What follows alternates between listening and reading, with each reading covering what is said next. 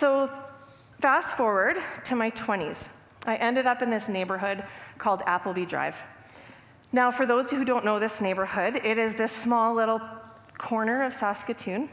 If you head down 20th Street all the way to Avenue W, you turn left, you head down Avenue W, and before you hit the train tracks, you'll find this group of 10 apartment buildings. And the apartment buildings are surrounded with a playground in the middle and a kind of a rickety basketball court. And if you were to come out on a summer evening, you would see this picture. You would see kids everywhere playing in that playground. And over there, you would see a group of men from Myanmar sitting on their haunches visiting. And over here, you'd see a picnic table with women from Afghanistan drinking tea. And over here, women from Sudan on a blanket passing around the latest baby. And it's just this beautiful picture right here in Saskatoon. And at the time, I was working with MCC, and I moved there with some friends to run a kids program. But in between running this kids program, I was a neighbor. And this neighborhood took this single 23-year-old girl in as their own.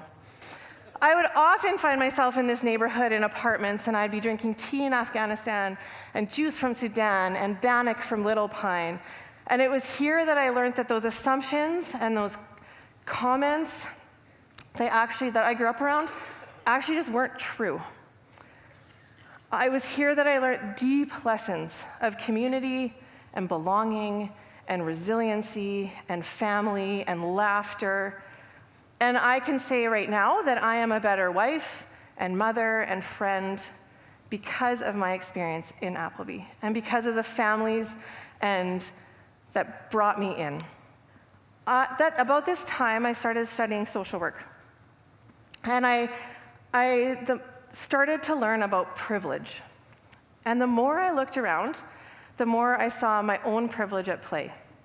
Because my neighbors actually didn't have the same experience I did.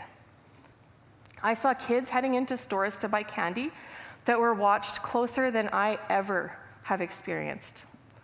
I saw people getting sent here and there and here and there to access services or to get one question answered that they just needed to get answered. I saw people applying for job after job who didn't have a reference because they were new to Canada. And I saw parents working so very, very hard around me and working so hard for their kids in a world that continually put up barriers. And so it was hard to reconcile, opening my eyes to my own privilege, a privilege that I did not earn or I did not deserve, and seeing the others around me work so hard. And I still wrestle with this, and I hold this tension.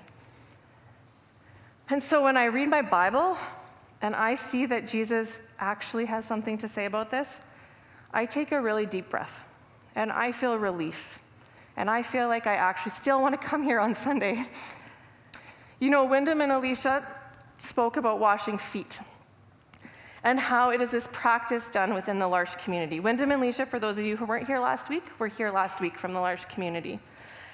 And this is the moment that John describes of Jesus washing feet. Jesus knew that the Father had given him authority over everything and that he had come from God and would return to God. So he got up from the table and he took off his robe and he wrapped a towel around his waist and he poured water into a basin. And then he began to wash the disciples' feet and to wipe them with the towel he had around them.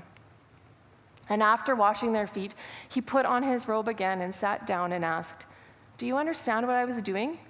You call me teacher and Lord, and you are right, because it is true.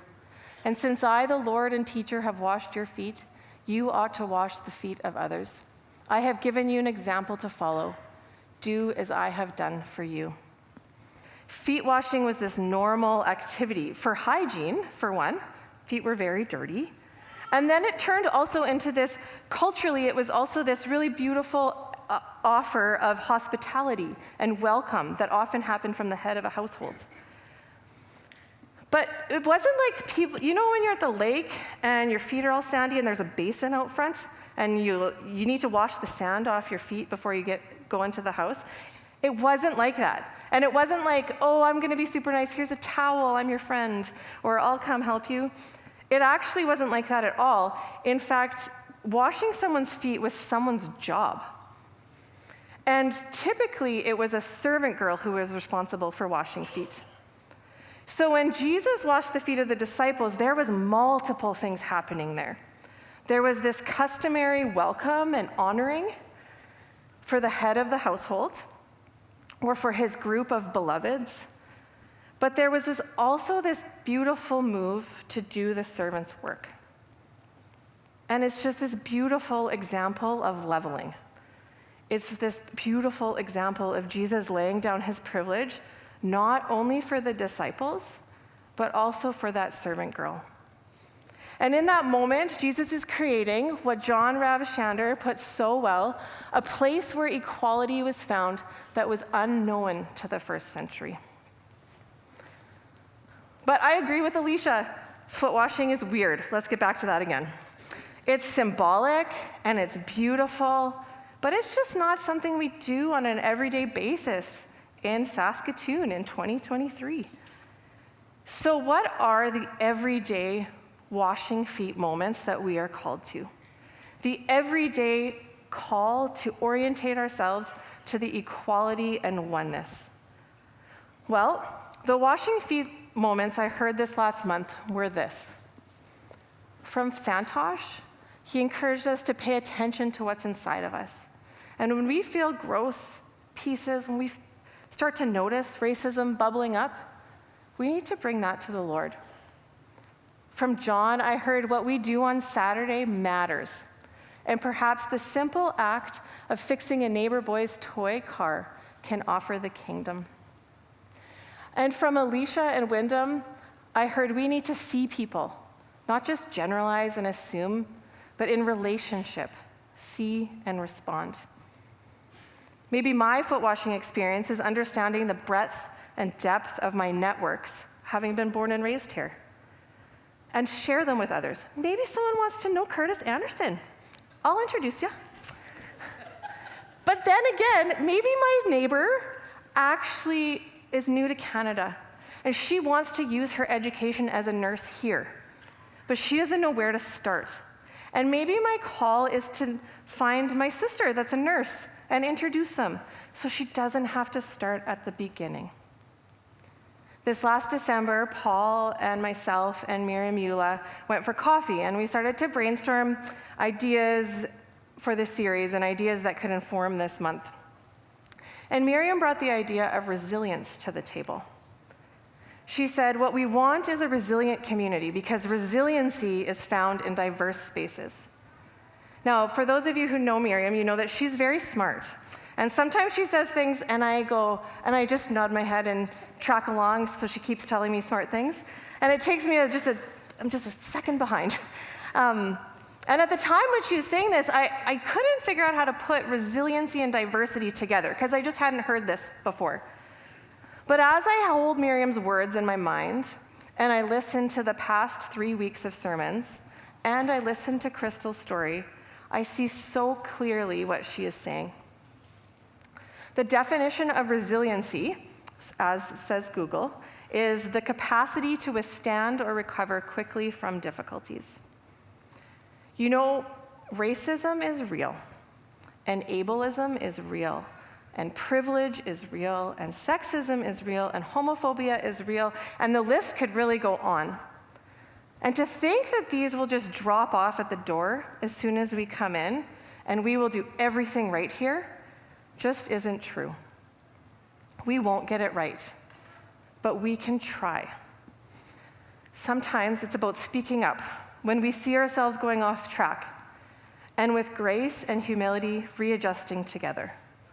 It's about reading a Sunday school lesson and saying, oh, this is not good for my daughter, but not just for my daughter, it's not good for everybody. And then it's the response to that. It's the readjusting, reorientating the lesson, being open to being informed by another voice. This is resiliency. Trying and trying and trying again. And in the trying, I hope we can become a safer and safer place. Wyndham talked about L'Arche being a non-anxious space, a place where you can just be yourself, no scripts to follow. Wouldn't that be amazing if that's how we felt here? This month was about one church, that we would embody Christ in all of his wonderful diversity. Paul in Ephesians 4:15-16 said it well.